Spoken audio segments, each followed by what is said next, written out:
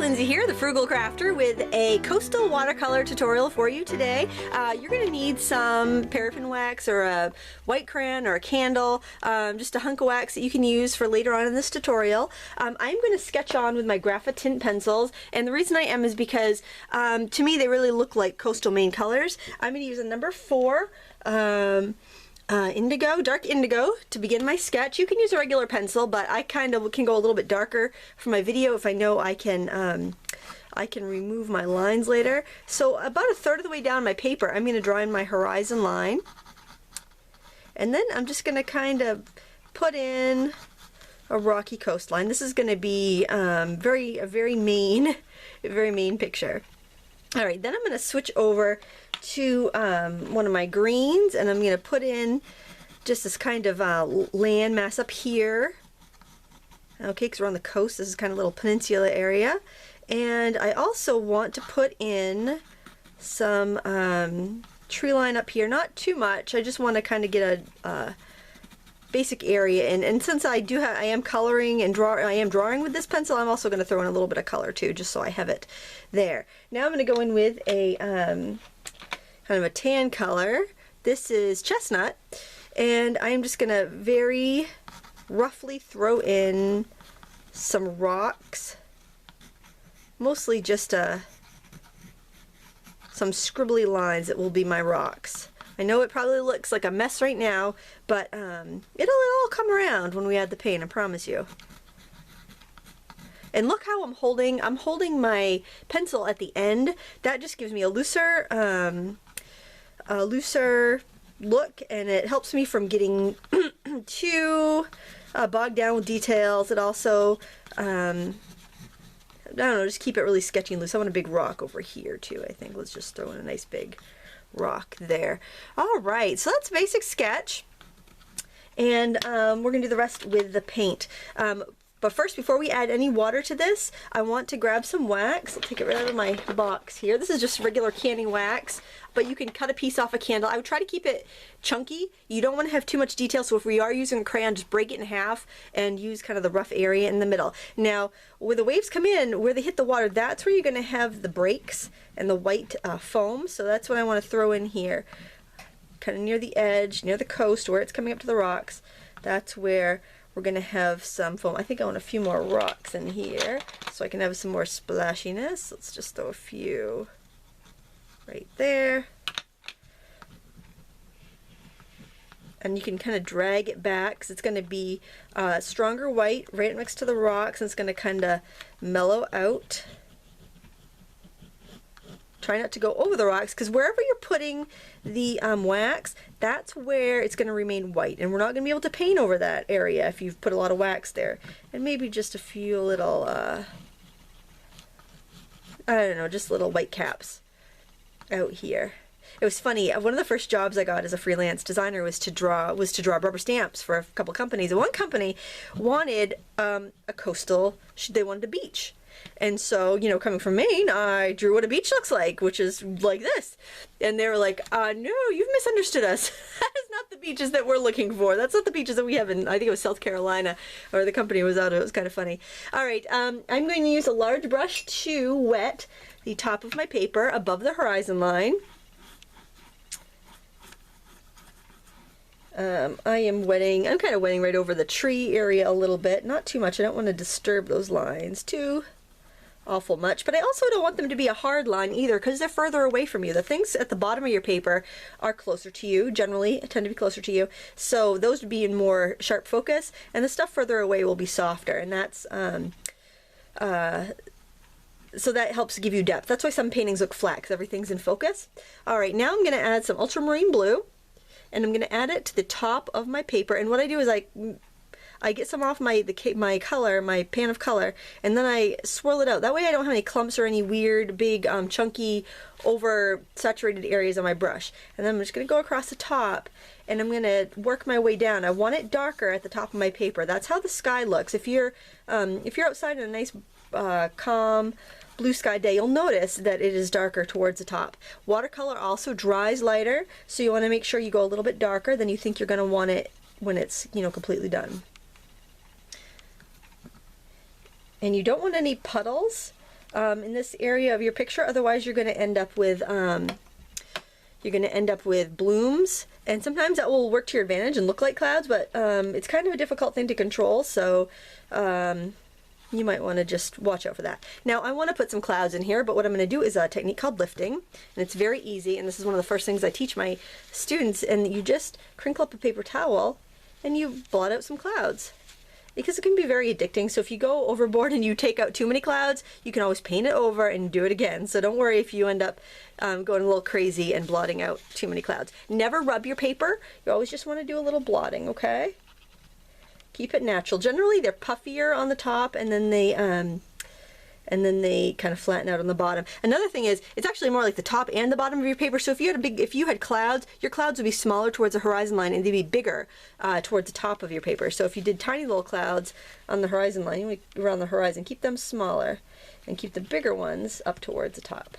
And ultramarine blue is a sedimentary color, which means it sits on the top of your paper and it doesn't really stain. So that's another reason I would use ultramarine blue as opposed to phthalo blue. But it's also the color of our main sky. So I know in different parts of the world you'll have slightly different, sky will look a little bit different. Alright, so I'm going to leave that be because generally it looks better if you just leave it the heck alone. And I'm going to start painting in the water. Because I know I can, the sky and the water aren't touching here, so I know that I can get a lot of color down, and it's not going to bleed around or disrupt my sky. Now I want my blue to be a little bit darker, so what I'm going to do is add a little burnt sienna to it, and I know I'm going to use that burnt sienna again on the rocks, so I try to repeat my color as much as I can. So I got this nice gray. Nice blue gray there, and I'm just gonna actually put it right in on my dry paper, but I am using very wet paint, so I'll be able to keep my edges nice and blended because my paint is so wet. So you want to make sure you have a nice big juicy puddle of this. I'm also working on rough paper, and if you've never tried rough paper, the landscapes is a great choice for rough paper, especially if you're doing something like this, something that's rocky. It will help give a little more believability to your painting. There's a paper, and I don't know if they still make it or not. I was trying to find it, but I have some in my filing system that I bought probably 10 years ago. It's called Canson. It's Strathmore 100, I think, and one side is rough and one side is smooth, so it's like half hot press and rough in the same pad of paper. It's in the same piece of paper. It's very cool. So if you get a chance to try that, I think that if you're limited on space and money, that's a really nice option. I don't know if it's 100% cotton or not, but it certainly is a versatile paper. Alright, so you can see where I've painted the wax, where we have the white areas there. It's starting to really look like a seascape. If you ever get a chance, if you ever come to Maine, and I hope you do because we have a beautiful state here.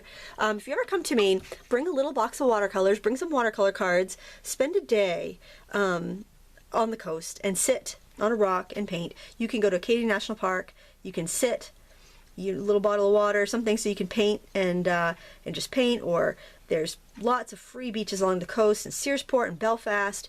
You know, just sit and paint. I'm sure there's lots of beautiful places in southern Maine too where you can just sit and paint. I'm not that familiar with southern Maine, but mid-coast definitely there's a lot of options for you. So I'm kind of concentrating my color in here in areas, especially around my waxy areas, just to kind of give the illusion of kind of big swells of water, being a little bit deeper in areas, kind of being pulled by the tide. And again, I'm just using the ultramarine blue and the burnt sienna. Now you're probably saying, Lindsay, you're not cleaning your brush between dipping into those colors. How are your colors not getting contaminated? And I'll show you my palette. Okay, because the paint is dry, the dry cakes there, I can get away with that a little bit. So if you know, and especially if I'm mixing a dark color, I want to avoid getting too much water in there. So that's why, if you're nervous about it, I usually tell kids just rinse a brush between colors just to be safe. But you know, if you're careful, you can kind of go back and forth, and when you're done, just make sure that all your paint colors look nice and vivid. Alright, the key to a landscape, I think, is also not doing too much to it. Alright, we're going to leave that be, and we're going to go in and work on some rocks. Excuse me, this is like, I've been up a while, but this is my first video of the day, so I'm a little froggy. I apologize. Okay, so I've got some yellow ochre here. I'm going to dull it down with a little bit of that grayish color that we made. And a little more burnt sienna in there because it's getting a little green from the blue. I just want to dull. I don't want the yellow to be as bright as a regular yellow ochre, so I'm just kind of dulling it down a little bit with the burnt sienna and the yellow ochre. Okay, now I'm using my flat brush for this. Look, we've used this big brush so far for everything. So sometimes it's kind of nice to do that and just get used to how you can you know, use your materials, kind of like an economy of materials. Now the nice thing about doing rocks with a flat brush is that it automatically mimics the shape of a rock. At least the rocks up here, which are they're pretty geometrical. I mean, sometimes if you're painting like a picture of a stream, you'll have more pebbles. It'll be a little bit softer and rounder, but this is very sharp, rocky coast. And there are some pebbles around the coastline, and we could do that with a round brush, or we could actually take a little burnt sienna. We'll grab a little bit of that blue mix to dull it down a little bit, and you can actually tap in some little pebbles with a corner of your brush, just like that, just to give it a different texture. It's nice to have a variety of textures. You can use the same colors over and over. If you have a variety of shape and texture, you're going to have an interesting picture.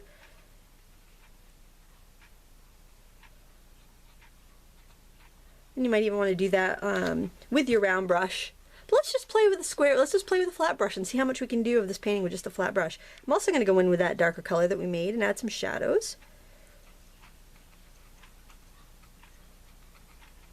And you're probably wondering, Lindsay, why haven't we gotten out the credit card scraper yet? Oh, we will. Don't worry. Don't worry. I want you to play with the flat brush though and see what you can accomplish with that. Just be careful as you get around the water area that you don't completely let it all run together.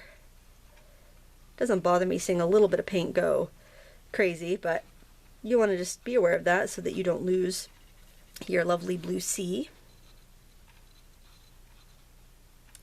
So you can define the little spaces in between your rocks just by randomly tapping your brush. A lot of people have a hard time with rocks. It doesn't have to be difficult. You know, if you just think of, you know, contrast, you need some shadow, you need some light, you need some hard edges. And they're natural. They're made in nature. You don't want to fuss it. They shouldn't look man-made unless you're painting Mount Rushmore or something. You know, they should look easy. Alright, I'm going to go in with just a little yellow ochre to kind of lighten up. Kind of dirty brush yellow ochre, I call it, because I'm going on my palette where I've got some other colors in there. And I'm just going to lighten up any areas I need to. Now, your brushes, if you're using a watercolor brush, one of these clear handle ones, they come with a scraper end, and you can use that, and you can use that to push away paint and make highlights. See that? How instead of scribing the paper and making a darker highlight, a darker shadow, I'm actually scraping away scraping away the paint rather, and giving it a highlight. So you might want to play with that a little bit. Please don't think your painting is too precious that you can't try some of these techniques, because it's only a piece of paper and you can get another one. And I buy my paper generally in the 22 by 30 inch sheets, and then I'll tear it down so you get a lot of paper. You get a lot of different sizes, and you don't have to be stingy with it. And if it's a, you know, I know most artists give the advice, buy the best you can afford. If the best you can afford is going to make you feel like your stuff is too precious to use, then buy the cheapest stuff that you're not going to worry about. That would be my advice, because I don't want anyone to be like, well, I'll save this for when I have a really good idea, or I'll save it for when I get better. But you're not going to get better unless you actually paint. I can actually scrape away some highlights with the edges of my credit card too, so I'm getting some nice, really nice rocky faces here.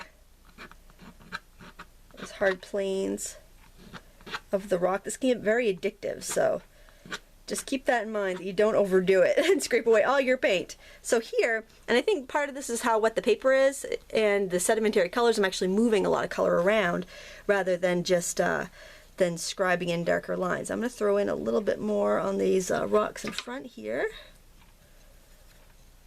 And then we're going to move on to the trees and let that dry so we can put in some darker shadows later. So let's just leave that be a little bit. The only real white of the paper I want to be the in the water so that it really stands out. Alright, so now I want to grab some sap green and a little bit of ultramarine, because we like to keep using those same colors that we've been using. That's how we get harmony. And I'm just going to go in, I'm going to tap in these trees back here. So you're probably wondering why I added the blue. Well, the reason I added the blue is because it's going to make it cooler in temperature, and cooler colors recede and warmer colors advance. So these nice warm rocks we have here, they're coming towards us and helping us with the depth in our landscape, and these cooler trees are receding. They're going further away and helping us see the depth here. Now I'm not going to put too much detail here because this is far away. If we add too much detail here, it's going to make it advance, and you really don't see that much detail. I don't know if you can hear that, but there is a very, very animated chicken outside my window. I don't know what's going on. I think they're laying an egg or something. Right, and I think I'll actually throw maybe a little bit of a sand bar back there, just to help divide it from the water a little bit. I can't really tell. I gotta tip my painting up. My horizon's a little crooked. It's hard to tell when I am when I'm doing the painting sometimes. I gotta hold it right set up for me for a second. So in this case, if I have a really crooked horizon, when I go to mat it, I'll actually tip it a little bit behind the mat so that I can straighten that up a little bit, because that is really quite that's really quite off.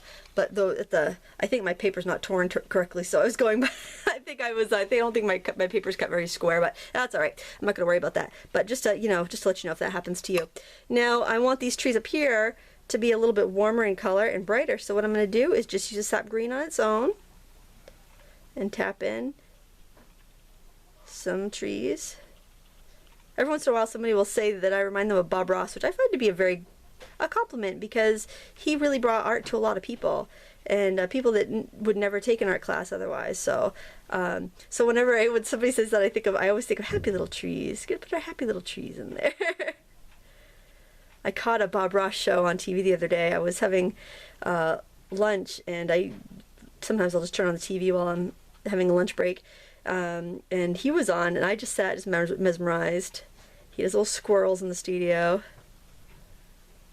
I think anyone that can bring art to the masses, that could teach anybody how to paint, is great. And I know he has a lot of critics, but everyone has an opinion. And but my opinion is that he brought art to a lot of people, and that's fantastic. I'm going to warm this up even more by adding a little bit of yellow ochre into it, and that's going to help it look a little bit warmer and come forward a little bit. Paint in some more trees down here. Just start filling in the area. All right, we're about to wrap up this painting because I see I'm just about out of time. Or egads, I'll have to edit something. Can't have that now, can we? I might have to. I might have to on this one. And let me add a little bit of ultramarine blue and a little bit of yellow ochre. Right down here. And then we'll scrape up some details on these trees because we want these to be a little bit more in the foreground. So I do want some more detail on these. So I'm going to scrape in some branches. I'll use the back of the handle here just to give it a little bit wider trunks, and I'm gonna go in with some darker colors. And look, we've been using this brush the entire time. You know what? I am gonna edit this together. I'm gonna make this go a little bit longer because I don't want to rush it. This has kind of been fun to paint, and I want to make sure that you can finish this and not feel rushed. I'm gonna add a little bit of shadows here. It's ultramarine blue with a sap green, just to kind of give it a little bit of depth. Even though these are closer, I want them to have a little bit more depth, especially as they're silhouetted against the sky. Just tapping on with a corner of my brush just to give the treetops a little bit more definition. Make a tall one right there, maybe. Here we go. All right, you know, look at me. I'm going to edit. Oh my gosh. How exciting. Not that exciting. Don't get too excited. And I still have this dark paint on my brush, so I'm actually going to go back here and add some more dark. I really want this to be pushed back a little bit more. So I'm going to go right on over. And actually, I'm going to see if I can correct my horizon a little bit while I'm at it, because I can see it's really tipping. Let's bring that over a little bit. So see, you can correct with watercolor. Don't feel like you're stuck, because there's always corrections to be made. Sometimes my best paintings are ones that I've kind of hit that point where it's like, oh man, I ruined it. But then, you know, well, I have nothing left to lose, so I'm going to try this, and that's how you learn. And sometimes you actually end up with something better because you've gotten over that fear of ruining the paper. Now that looks, I think, a little bit straighter, I hope. Let's see, does that look straighter to you? I hope so. I'm going to add some more dark here. We'll see how my computer does editing. It's a little bit faster now. We got a new computer, and I'm hoping that that might alleviate some of my editing stress, my editing dislike. All right, so now what I'm going to do is add some more darkness to the rocks, because that's nice and dry now. And I'm going to keep with the same brush. I think this is going to be a great explore your 1-inch flat brush. And actually, this is an 1-inch angular brush, so you can use either the 1-inch flat or the angle. The angle, I think I prefer the angle a little bit more than just the flat. They generally cost the same amount. So if you're deciding between a flat or an angular, you might want to consider the angular. I think it's a little bit more versatile because you have that little tip there, and it's easier for side loading and some other techniques. But they'll both work fine. If you have the flat, use the flat. Don't feel like you have to run out and grab this brush. It is fun though, isn't it? It's fun to go buy a new brush. I'll have my little what do you want to call it? Little, I don't know, shopping cycles where it's like, oh, I want to go buy some brushes, or now I'm going to be buying some paper, now I'm going to buy stamps, now I'm going to buy paint. You know, I'll get my little kind of my little shopping, I don't know, grooves, and I'll want to buy this or I want to buy that. I'm just adding some dark shadows around some of these rocks to kind of help bring them out and define them. I think I want to give us a little more depth, so I'm actually going to go behind this little group of rocks and darken this area up over here on the beach. And so my black, I'm just using burnt sienna and ultramarine. I haven't added any new colors here, so try to mix your colors as much as you can. You know, try to keep creating. It's just like using the same brush. Really stretch your creativity, really stretch your supplies. But it's really important with your paint that you try not to have too many colors, or you start to get discord in your painting. If you want to have a harmonious painting, then try to repeat your colors as much as you can. So notice how I'm tipping my brush around, I'm tapping, I'm rotating it, I'm getting as many different shapes and marks as I can from this, and I'm keeping it random. I'm not worrying about how the brush is going to land so much as I am just trying to get some random marks in there that will represent my rocks and mimic the rocks. And I feel like I need a little bit more up here. Maybe warm it up there a little bit because it is getting hit with the sun a little bit more up there. So go a little more burnt sienna. Yellow ochre. Let's stick with those up here a little bit more just so I can feel a little bit warmer up there where the sun's hitting it. And if you do get it too colored, if you get too much, you can always go in with if you have oil painter's brushes around, those are great because they have stiff bristles. You can wet them, you can scrub out an area, and then you can blot it off with a paper towel, and you can get back to your lighter color. Maybe I could show you that in a second. Let me get an area too dark so that I can show you how to fix it. All right, we're gonna let that dry, then I'll show you how to fix some of those, how we can bring out some highlights in case you run into that problem. Because hey, I got another 20 minutes here to go. I can paint for 40 minutes today. Oh boy. All right. So now I want to darken. I'm still going to use this brush. I'm going to use the same colors too, actually. I was thinking I was going to skip to the round brush, but now I kind of like the challenge of just doing this all with this brush. I'm going to add this dark brownish gray color, ultramarine and burnt sienna, around the areas where the wax is to really give it some contrast. Alright, because it's, you know, if you've got wet rocks there, it's going to be a little bit darker. And I'm also going to add a little bit more into the water. I'm going to add a little more movement. And so I need mostly ultramarine blue and a little bit of burnt sienna, which I already have on my palette there, so I think that's dark enough. It's kind of like a nice nice slate gray is the kind of the color it makes.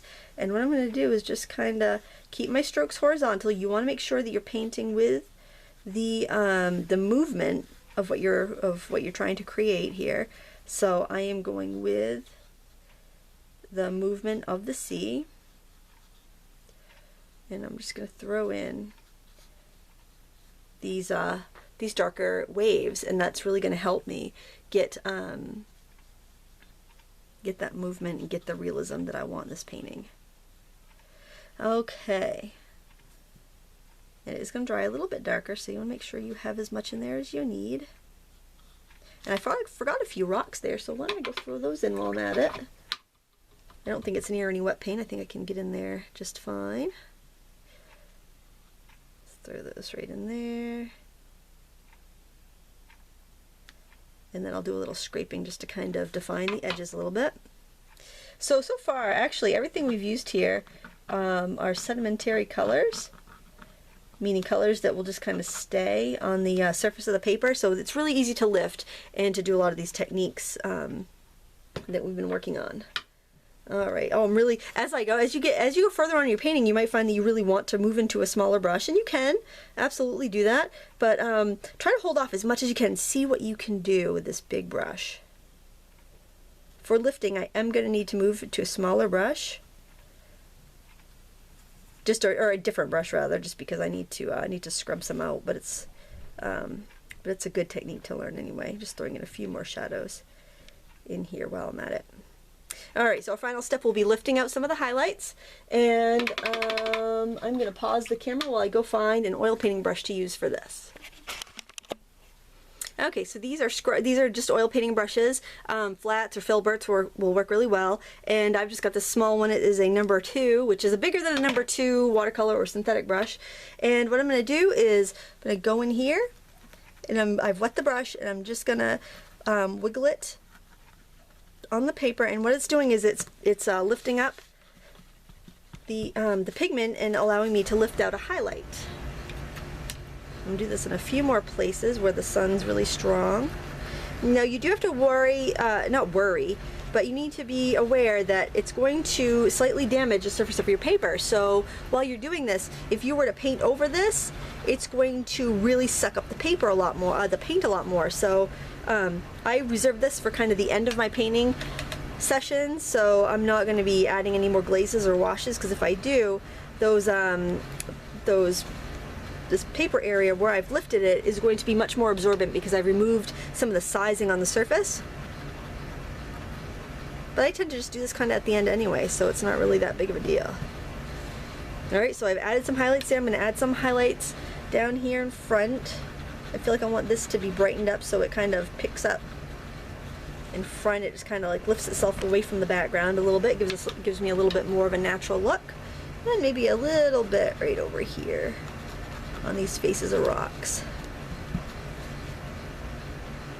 There, so I was able to add a little more dimension. Now I can go in with a little more shadow around them if I want to make that pronounced a little bit more. Now if the paper's still damp, you're going to get fuzzy edges, so just keep that in mind. I'm just going to go back here where I didn't wet the paper and just kind of darken that little area. Draw some of that up.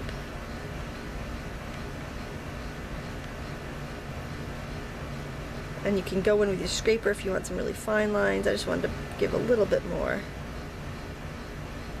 shadow in a couple of those places.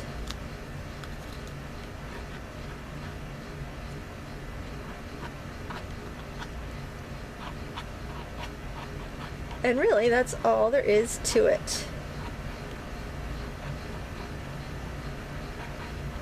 find a spot you want to sign your name.